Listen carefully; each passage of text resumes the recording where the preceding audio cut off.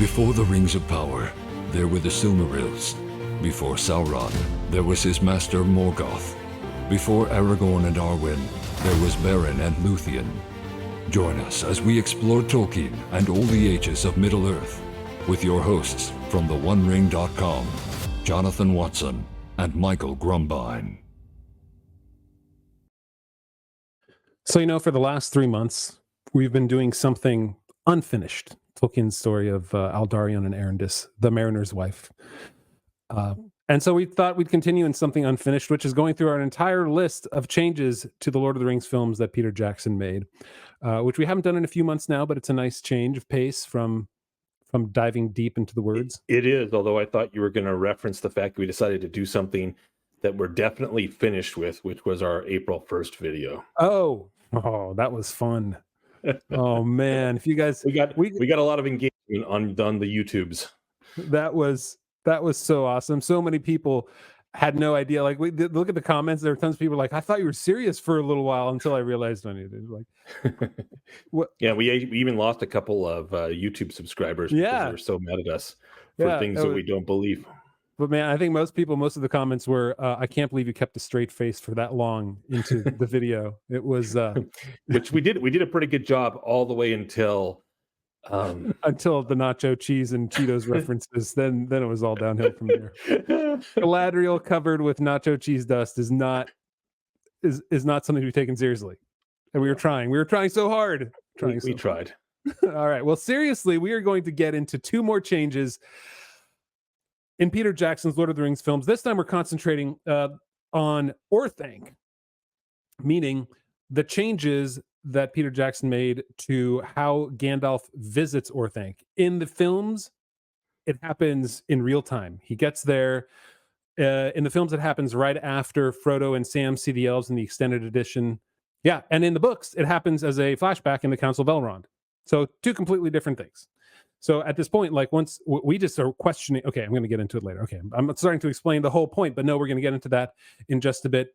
Hey, I want to remind everybody, give us a review on your podcast listening tool of choice. So Spotify or iTunes, well, Apple Podcasts, I guess is what they call it now. Right. That would be great. We haven't gotten one of those in a little bit. And the more reviews we get, the higher we go, the more people see us and the more engagement we have and the more fun we have. And that's why we're doing it. We're doing this for fun. We really do enjoy it. But it does take some cold hard cash to keep this thing going. For all the hosting, for all the podcast data storage, for the time with YouTube. So anyway, yeah, go to theonering.com/member to become a member. It's free for the first month and only $4 a month after that. Unless Bidenomics keeps at its steady pace, then we're going to have to figure out what we do with $4 a month with all that inflation. No, we're not changing it anytime soon. However, we also have a Patreon. So if you go to theonering.com/Patreon, you can go there. We've got a couple members there now too. It's not as simple to manage necessarily as all through the website, but you can get all the new podcasts there, all the new members podcasts and all the new members videos in Patreon as well. So go to theonering.com/Patreon for $5 a month or theonering.com/member for $4 a month. And you can get to our extended podcast where we're going to be talking about powerful wizards, because that's the other thing that we see in this episode is the Wizard Duel between Gandalf and Saruman. And if they wouldn't have portrayed wizards as powerfully as Peter Jackson did, or had done it more as Tolkien did, what would power have really looked like between those wizards? And then also we'll talk about Christopher Lee wanted to be Gandalf, but he got the role of Saruman. What if Gandalf and Saruman, the actors who portrayed them, Ian McKellen and Christopher Lee, were flipped? What would that have looked like? What would we have thought about that? It's an interesting question from Harrison. So we'll get to that in our extended edition, which you can get by going to theonering.com/member or theonering.com/Patreon. Okay, there's your commercial, everybody. All right, had to get it out of my system. Thank you for listening. I'm not a salesman at heart, but all the members, I'm glad they keep us afloat, because it really helps. It's not cheap to keep things going these days, and they keep raising. Besides, you know what people do with that part, right? They just do the skip 30 seconds to get through that. I know. I need to put a reminder. I could be really annoying and put those really like the hard cut-in commercials that you get on some podcasts these days that are like from the third party, and they just like you're in the middle of a sentence and just, hey, get DoorDash and whatever. Okay. Are we good? Let's jump into number 29. We are really good. 29, Orthanc in real time. Hour grows late, and Gandalf the Grey rides to Isengard. So the Ring of Power has been found. All these long years, it was in the Shire. Under my very nose. Your love of the Halfling's leaf has clearly slowed your mind. Sauron has regained much of his former strength. His gaze pierces cloud, shadow, earth, and flesh. Yes, Saruman. A Palantir is a dangerous tool, Saruman. They are not all accounted for, the lost seeing stones. The Nine have left Minas Morgul. They've reached the Shire. They will find the ring. And kill the one who carries it. Okay. A lot of differences there. I cut that together to happen a little bit faster and to avoid the YouTube algorithm. It amazed me actually going through this how many changes there are. There are a lot of changes here that Peter Jackson made, and it's pretty dramatic. So number one, of course, is, as I said, we are calling this Orthanc in real time, meaning this happens not as a flashback in the Council of Elrond. It happens through the story, so we know why Gandalf isn't meeting up with Frodo and Bree, which I bet I'd love to hear Peter Jackson's reasoning for that. Like, if he struggled with that decision at all, to see like, is it better to make the audience question what's going on? But then that means Gandalf's not in the story for like 30 or 40 minutes. It probably would have been tough. Anyway, so we don't know in the books what's happened to Gandalf. Here we know right away, right? He's been captured. And then we see like a big difference in the information that's conveyed and who conveys it, and in things that they drop. So number one, let's go through a few of these here first. So number one, I think is, well, let's say what they added is the smoking reference. Right, because you got to have, if you want to do Middle Earth right, you got to have your chronic references, right? Just throw them in there. Just a bunch of imply that Gandalf's on the ganja. Yeah. So that's their sense of humor that they added. I think, though, that the one thing they dropped was Tolkien's sense of humor, and that's when Saruman doesn't call himself Saruman the White, but Saruman of Many Colors. And so I'll read this line where Gandalf says, "I looked then and saw that his robes, which had seemed white, were not so, but were woven of all colors.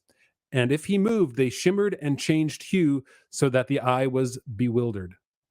I liked white better," I said. I'm like, oh, that line, I liked white better.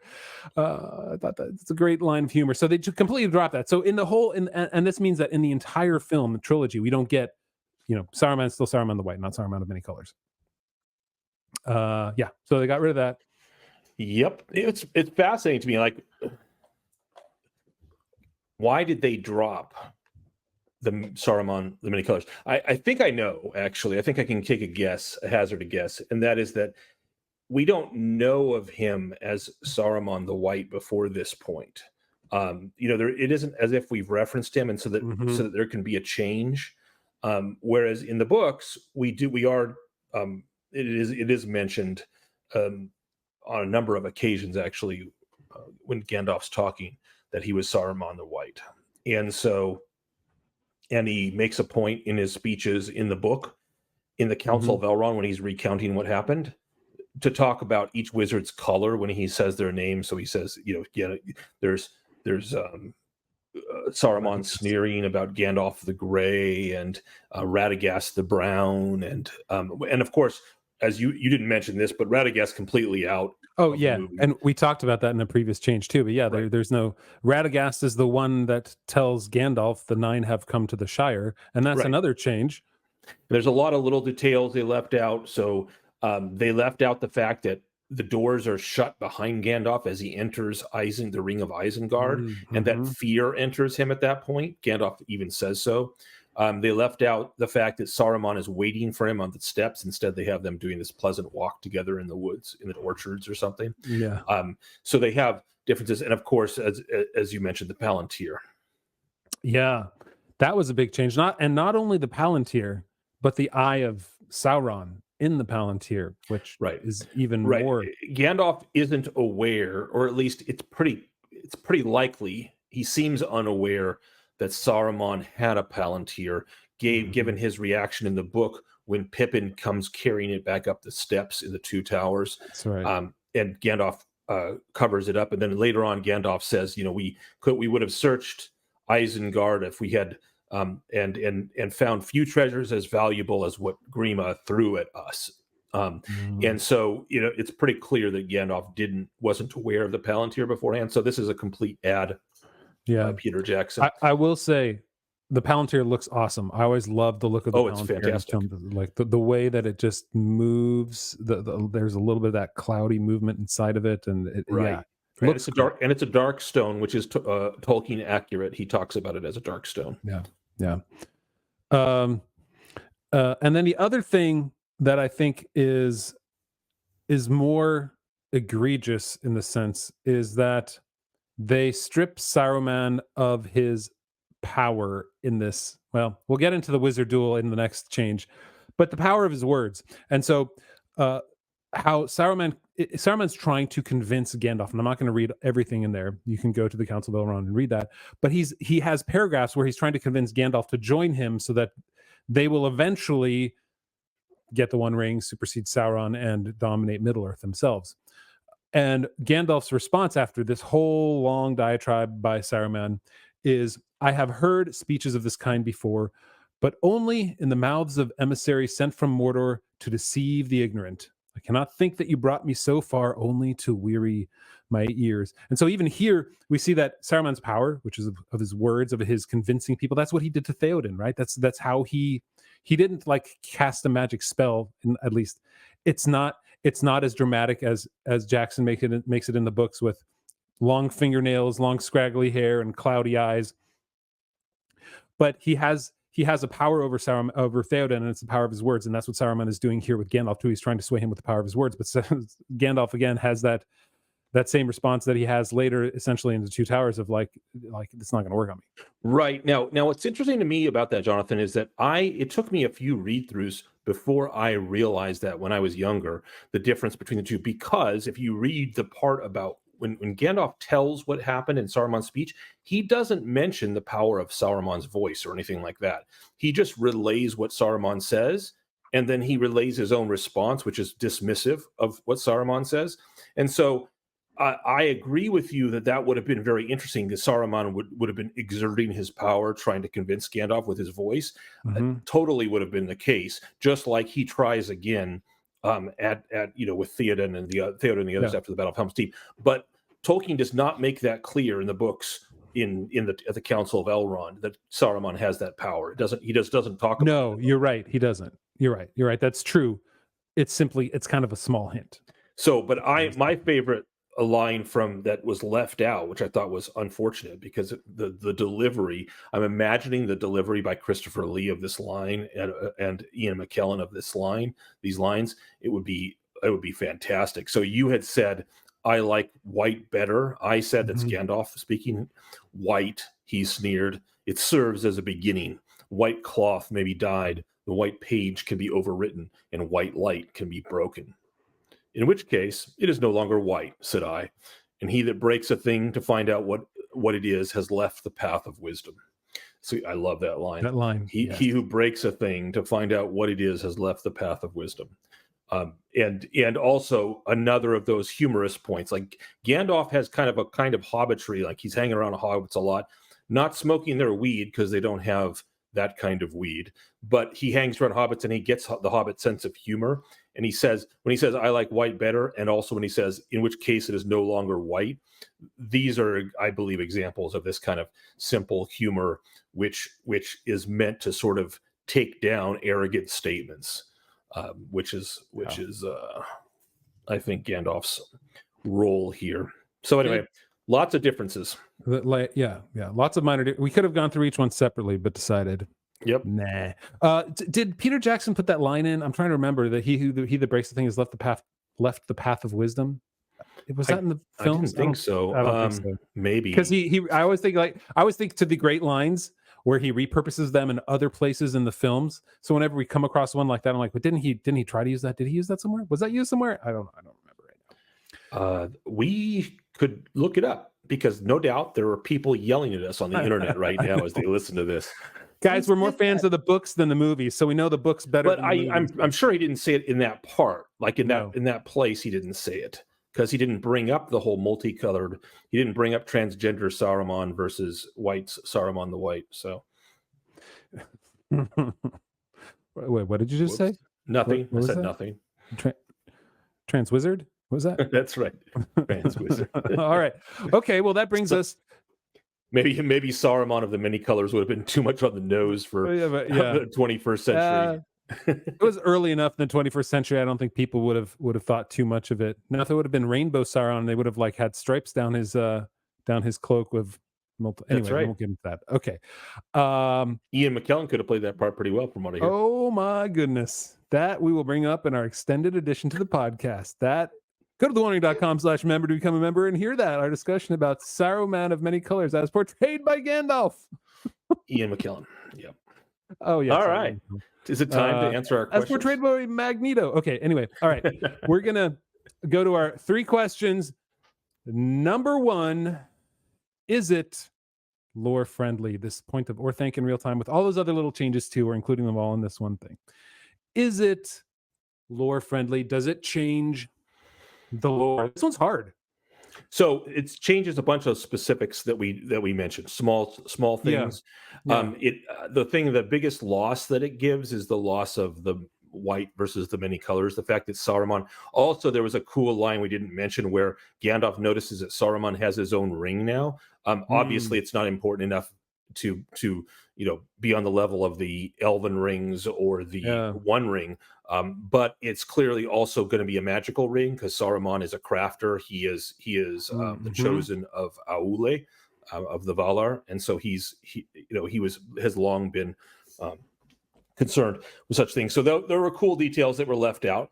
The question is, Ganja aside, do the other comments and do the other ways of portraying what happened in that first conversation, and the fact that they had it happen in real time versus being relayed as part of the council, is that lore friendly? You want to go first, or should I? I can go first. Okay. I think the most egregious thing it does is it changes slightly. Well, it changes the characters just enough to make it annoying to me, but does it make it lore unfriendly? No, I'm going to say no on this one. Is it lore friendly? No. Oh, sorry. Is it lore friendly? Yes, it does not change the lore. See, it's been like 3 months since we've done this. I'm trying to get back to the right question here. You were confused me. I was like, wait a minute, which am I? What am I answering? What am I answering? Yeah, it's lore friendly. I don't think it goes far enough to actually change what Tolkien intended with the character. And I agree with you on that. I think it makes some changes, but I think overall the portrayal of that meeting between the two is on target from a lore friendliness perspective, and that how Saruman is welcoming him in and trying to convince him to switch sides, and Gandalf refuses, and the references to the hobbits and Saruman's dismissiveness and sneering and arrogance. This is all accurate. I think this is lore. It's lore friendly. It isn't the best version of what they could have done, but it's lore friendly. Yeah. Okay. Next one. Does the change make for better cinema? Does the change make for better cinema? Michael, you go first on this one. Absolutely, it does. Because in cinema, you need sequential, like telling. It would have had far less power to have Gandalf tell the Council of Elrond and have it be a flashback. You would have broken up the council scene, which was full of all this tension between the people of the council, and so telling, and also we have Elrond already telling tales of the past, and so to have Gandalf do it as well, I think it makes more sense here. Also, one of the things that we have the tension over is Gandalf's being missing in the books, but that's mostly drawn out by the 6 chapters that Jackson cut out anyway. So you're not actually losing that much with regard to that tension. That's funny. When in the movies. So, but anyway, in general, is it better for him to show it as it's happening, sort of the cut back and forth between characters, action? I think it is better cinema. Yes. So I'm struggling a little bit here simply because, one, I think it's better the Orthanc in real time, like moving it into the plot of the story rather than a flashback is the right thing to do.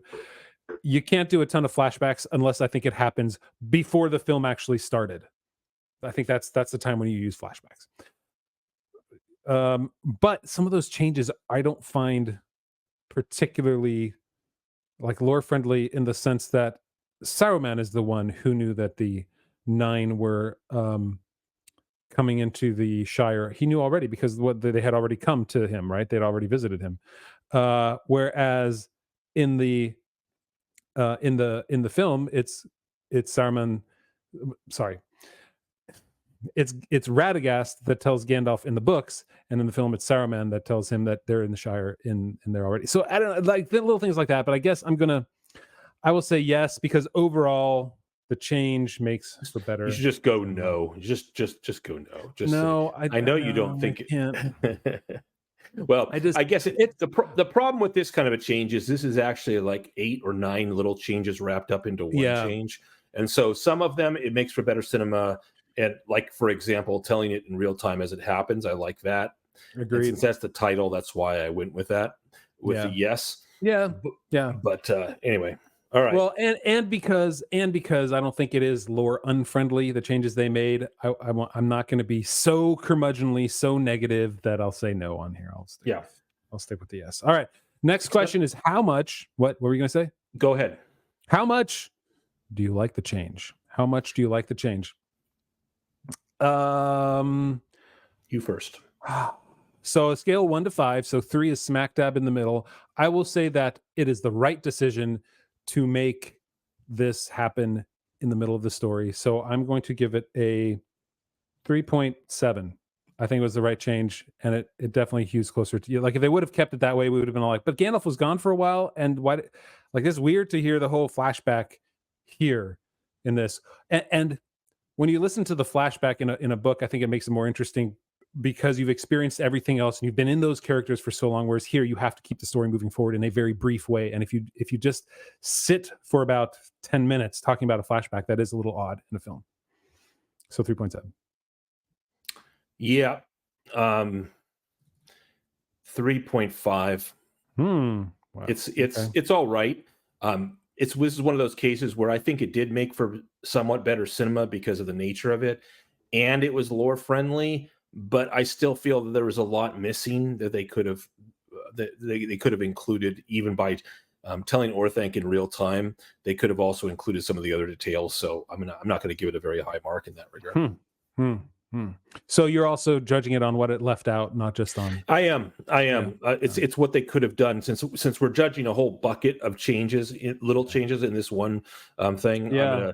I'm gonna include what they could have done in my assessment of how much I liked or didn't like the change. Yeah, I could have gone 3.5. I could have gone 2.5, honestly, if I really wanted to. But because I'm judging it more based on the real time issue, like we talked about, then I'll give it a little bit higher marks. Because it's the Easter season, Jonathan is being more positive now. The sun is shining late into the night, and so my that's my right. depression is no.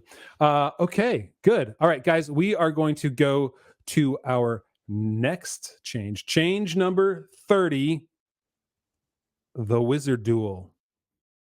Saruman the Wise abandoned reason for madness. I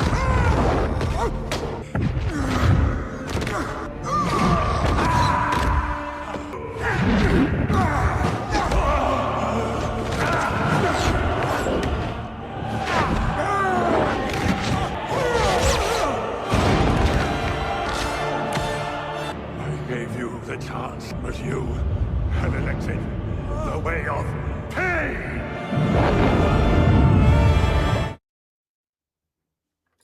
Very dramatic. Very dramatic. Dude, that's got to be the worst line in the movies, in my opinion. You have elected the way of pain.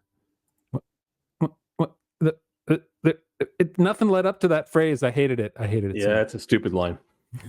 So that is the Wizard Duel. I think this is the point where the movie lost me when I first saw it, because I hated the scene so much. It was so different than anything in the films or in the books at all. It had no bearing on the relationship that Tolkien established between these two wizards and how it would have, how a battle would have happened between them. Clearly Gandalf's a powerful wizard. He fights a Balrog. He stands up to the Witch King. But this is not, at least right in my sub-creative mind, this battle between wizards. And I cut this shorter. I cut it shorter than what it was actually done in the film. So it was even longer. But this scene, this is nowhere near what Tolkien wrote. I will read exactly how Tolkien wrote their battle went in the books. So yeah, it's short. Here it is. They took me and they set me alone on the pinnacle of Orthanc, in the place where Saruman was accustomed to watch the stars. And who are the theys? They were the orcs, Not right? orcs. Or the Uruks. Nope. Unless they're, no? Who's they? No, the guards. So there's human. So that's right. He doesn't have them yet because it hasn't been Well, no, but it is transformed in the time that he's there, because all the pits and all the machinery and all that sort of stuff is starting while he's actually at the top of Orthanc. Right. Does he say they, like we're in the books? I missed that. Does he mention the guards in there? Yep. He says, good point. He says, late one evening, I came to the gate like a great arch in the wall of rock, and it was strongly guarded. But the keepers of the gate were on watch for me and told me that Saruman awaited me. I rode under the arch, and the gate closed silently behind me, and suddenly I was afraid, though I knew no reason for it. That's funny. That's something where, well, I just want to say that's where like the films have affected me more than the book, because I just assumed in my head after seeing the film and not reading that carefully that it was the Uruk-hai. Yep. Yeah, and you're absolutely right, and this is always the danger of even a well-made movie. I might even say especially well-made movies to substitute. Like when I watched the Bakshi version, there's no replacement in my head of anything in Lord of the Rings. Yeah, right. But there can be in these, like you pointed out here. So there are guards, and nice. Yeah, let's keep that. That should be our thumbnail. The eyes of Saruman. Sorry, this is the zoom up for those of you listening. I just threw up the zoomed up eyes of Saruman, which is kind of awkward too. Awkward. He put on his angry eyes. That's right. So clearly there were guards, and not only were there guards, but they weren't orcs, because he would have mentioned that they were orcs. Yeah, and he wouldn't have said that he has no reason. That he was suddenly afraid, but he knew no reason for it. If orcs had greeted you and closed the doors behind you, there would be a reason for it. So it wouldn't, and that wouldn't have gone without notice that Saruman was using orcs. So they have to be men of some kind, probably Dunlendines, and so there's or the Hillmen as they call them as well. But we're getting away from the point that there is no freaking wizard duel like that ever anywhere. As far as I know, unless you can correct me, anywhere in anything Tolkien ever wrote, there is no such thing as wizards using their staffs as twisty devices to spin other people around. Like that sort of stuff is not in Tolkien at all, and that's why I hated it so much. It is nowhere near anything Tolkien wrote about the wizards, about their characters at all. So I hated it. I absolutely hated it. What did you think, Michael? This is going to be the change where we part ways. The first one, there aren't many, as our readers may have noticed. We're at number 29, almost 30 in, and mostly 30. We are 30. Well, this is 30. Okay, so here we are on our 30th change, and you and I tend to agree on things. We are both purists, although there are differences of opinion on certain changes. This one, I actually enjoyed.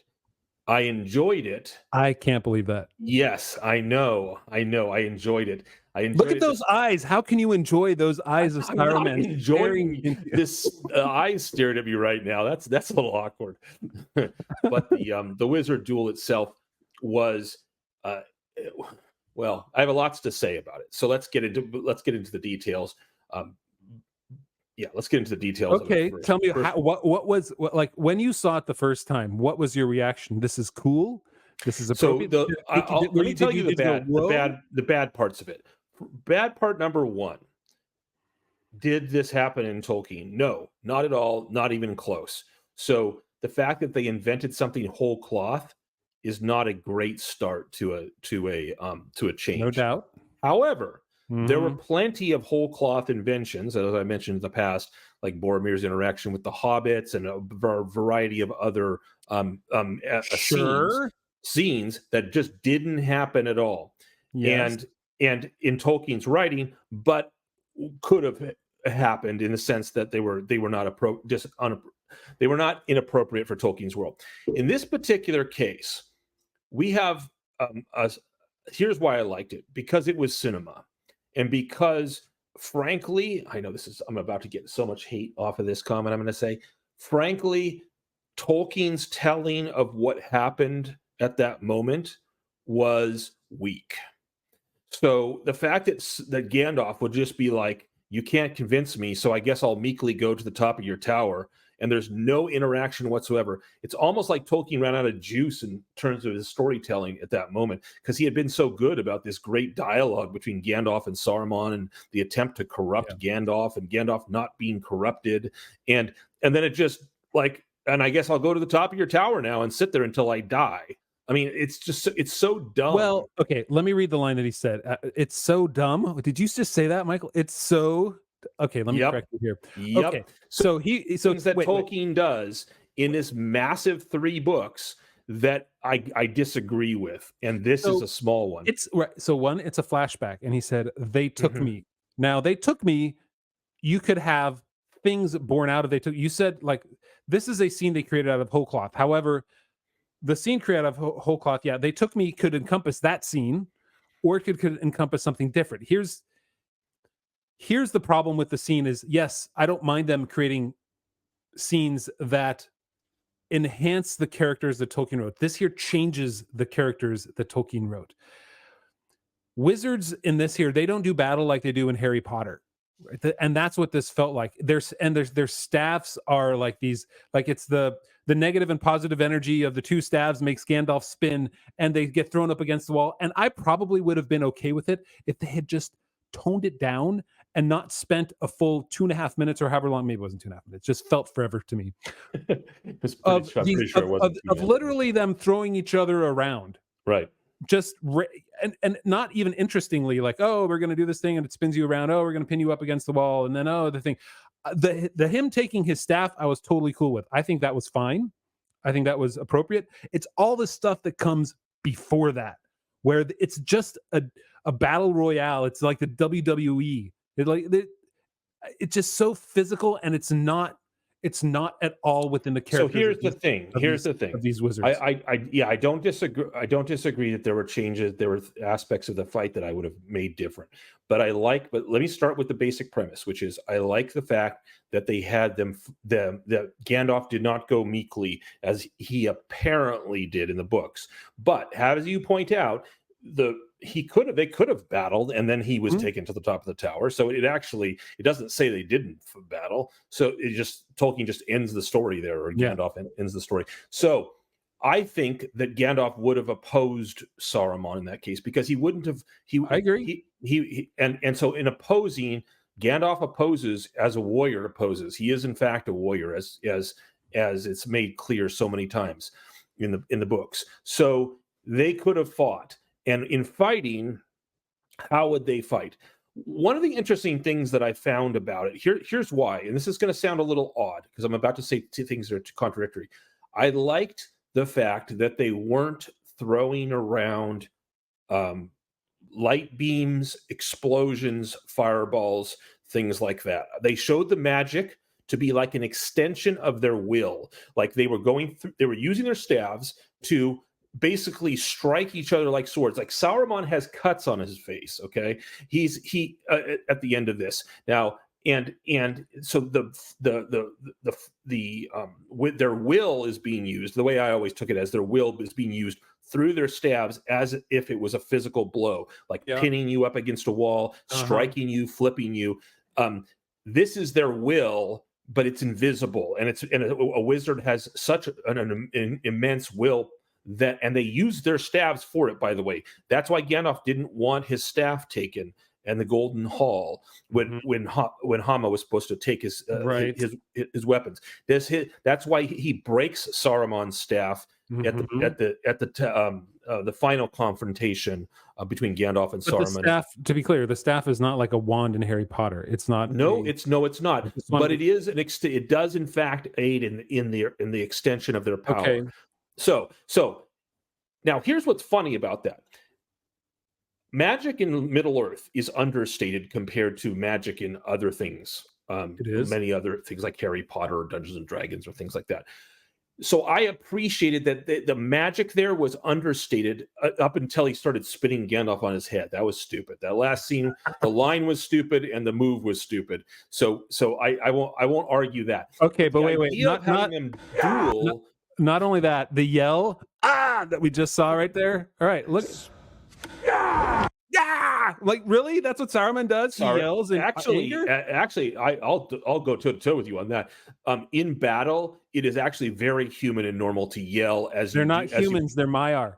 As you exert yourself. Sorry, dude. They are incarnate, so they have the tendencies of the flesh, and the weaknesses of the flesh, and the emotions of the flesh. So it's just an emotion. Spinny Gandalf. That's I didn't defend that. You have chosen the path. I didn't defend that. Okay, so let's be clear. I apparently have to repeat myself. I do not defend the last spinny scene and the stupid line about you've chosen the path of pain. That's dumb.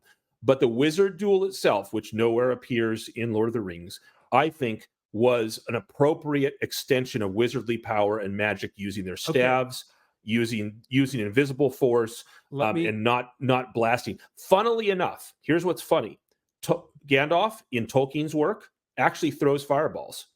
Go to the Hobbit. He turns pine cones into fireballs and throws them at the wargs. Yeah, that's not throwing a fireball. That's actually makes explosions. No, wait. I can't let you get away with that. He doesn't throw fireballs out of his staff.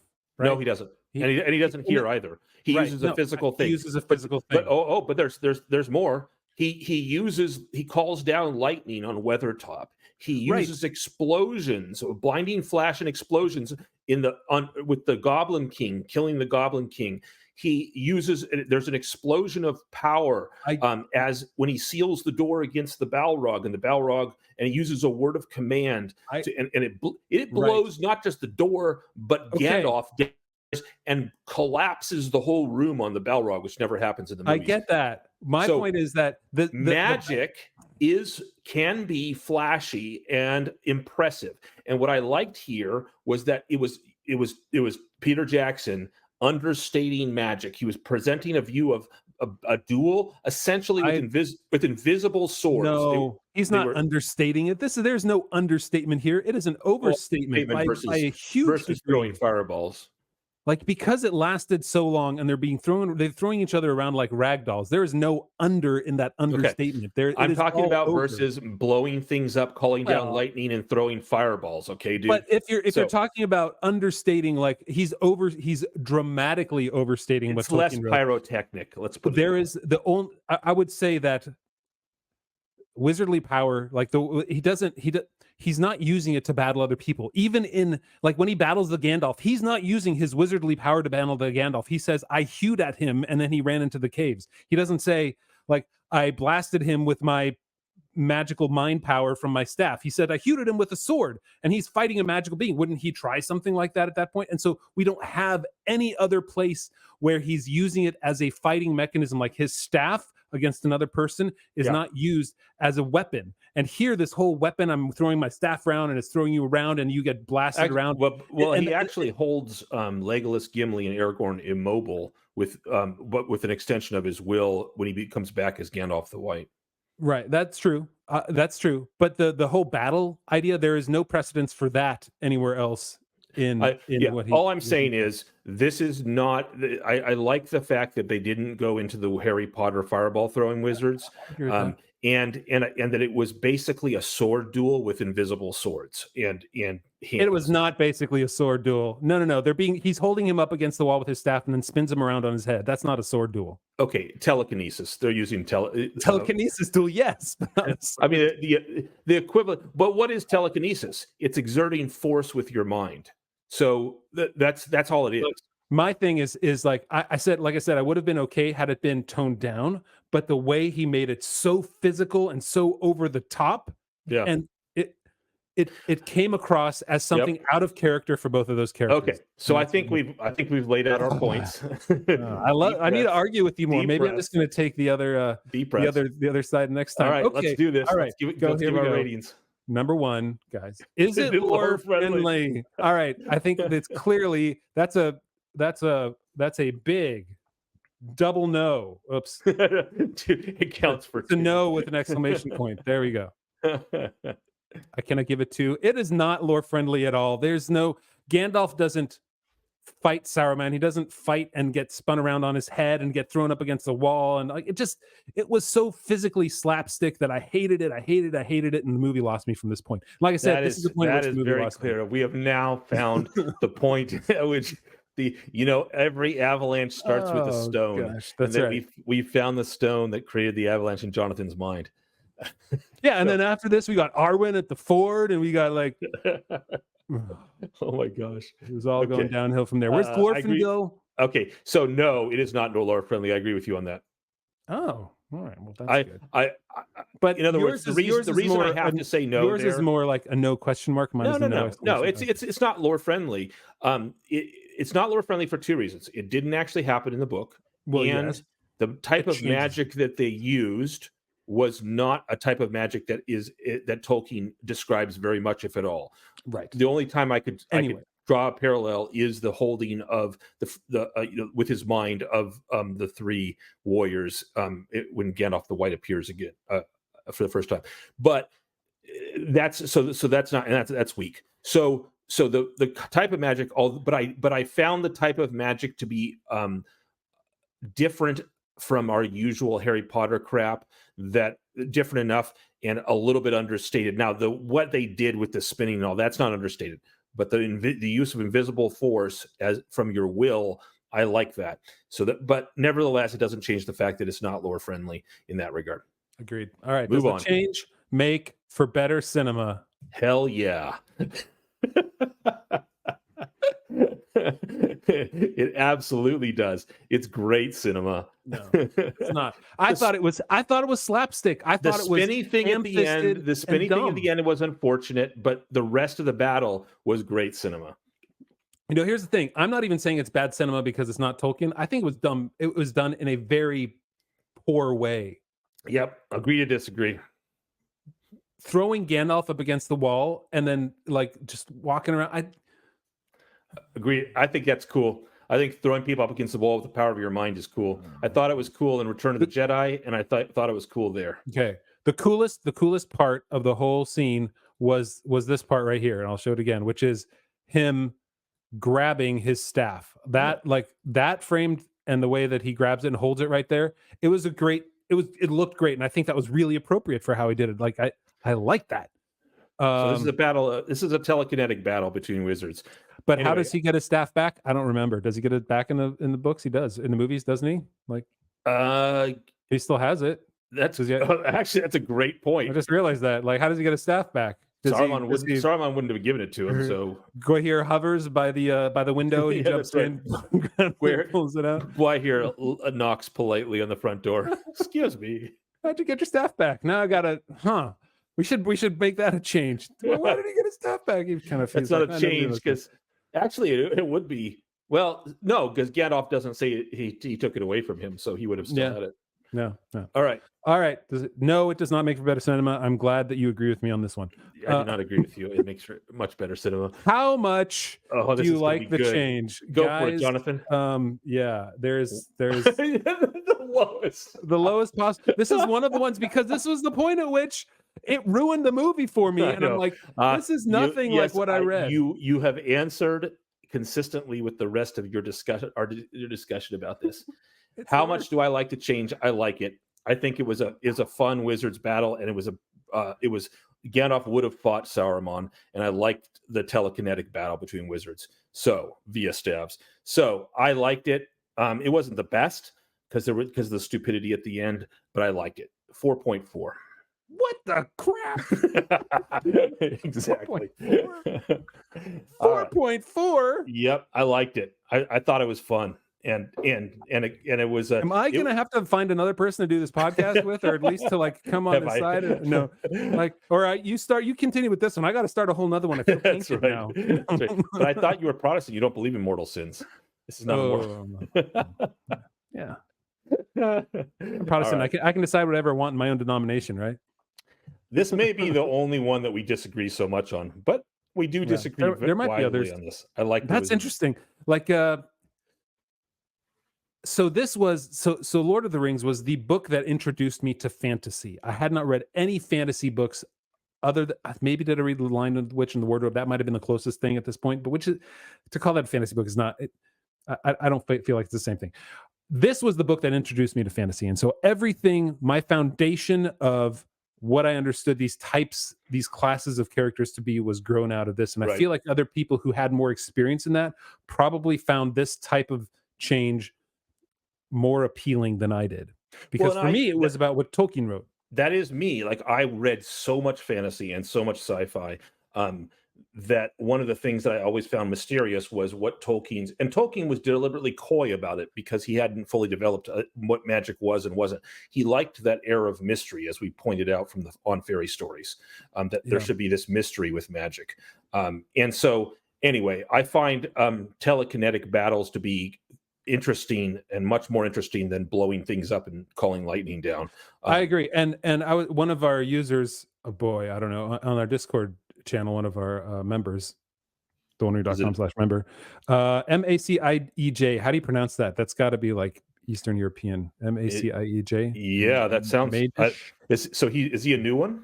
They're I think they're freeloader, but hey, I'll give it to them anyway. But they said, let's give the movie credit. They avoided generic spells, fireballs, and magical rays, and I completely agree with that. It's just the rest of it sucked. Yeah. So. Yeah. Wow, that was fun. Yep. Man, got my blood going and got your blood pumping. Got your exercise for the day. Okay, we'll jump into our the 3.4. That is almost like it. That's almost the full difference. Like we're as close as possible. I don't think we're gonna get any closer than that. I don't think any farther. You mean any farther? Any farther away? Yeah. Sorry. Any farther away? Probably not. Okay, we're gonna get into our extended podcast, guys. We're gonna talk about what if they couldn't do powerful wizards like this. If it say it was my side, right? And if they did want to portray it in a more subtle way, what could they have done? They being Peter Jackson and the team there, in order to portray the wizards as powerful, but without being as physical, and the way that I put it. And so you might have to like hew towards my side, Michael, and say like, okay, if I were to take this approach, then this is the way I would change it. Because like I said, right, Gandalf is powerful. He fights a Balrog down into the bowels of Moria. Yeah, for days, but he does it with the sword. He fights the Witch King, or he stands guard against the Witch King. Why do you think it was only with the sword? He's definitely going to be using magic too. He uses a word of command and causes an explosion before this. He's definitely going to be doing that for the days of fighting too. He says he hews at him with the sword. Yeah. What? Like, That's the only thing he does. He does that for 3 days, just like this. Well, they were fighting clearly. I'm just saying what he wrote, man. If you want to inject your own, you can fight in a lot of ways, and a wizard can fight in many ways. He didn't use any power up against the Witch King when he stood against the Witch King. He would have if he had to fight the Witch King, but he didn't because the Witch King. Yeah, I know, because the Witch King left, but Rohan came, and but he didn't. Right? I just realized the Witch King blows up a door too. Blowing up doors is a thing in Tolkien. And the Witch King sets his sword on fire too. Look at that! Just like he set pine cones on fire. See, that's where Gandalf is far more climate friendly, right? He's not using. Well, Aragorn and Anduril flickers with flame at least once or twice. It isn't just the Witch King. Yeah, but there it's like full flames, like it's Awesomeness. Okay. We'll get into our extended podcast. You can become a member at thewondering.com/member or thewondering.com/Patreon. And I will say it's a full free for a full month at thewondering.com/member. Patreon, the max they give you is only 7 days. I couldn't make it a month. So sorry, everybody. But you can go there and do it anyway. It's $5 a month there. Even if you're a freeloader, come join us on Discord. That's right. Link below. It's the very first link in the show notes. Below the video and in your podcast app. And thanks to Harrison, Adam, Lynn, and Rich, who are sponsors and who go even higher than the $4 a month in order to keep this going. Guys, the more members we have, the more we can do this. And it keeps us going. It really allows, it feeds the cigars that we really need in order to read through this here. And we should have, are we not allowed to smoke cigars on YouTube? Do you know this? I know there's cigar channels on YouTube. You'd think that they could do that, but they'll probably ding you in some way.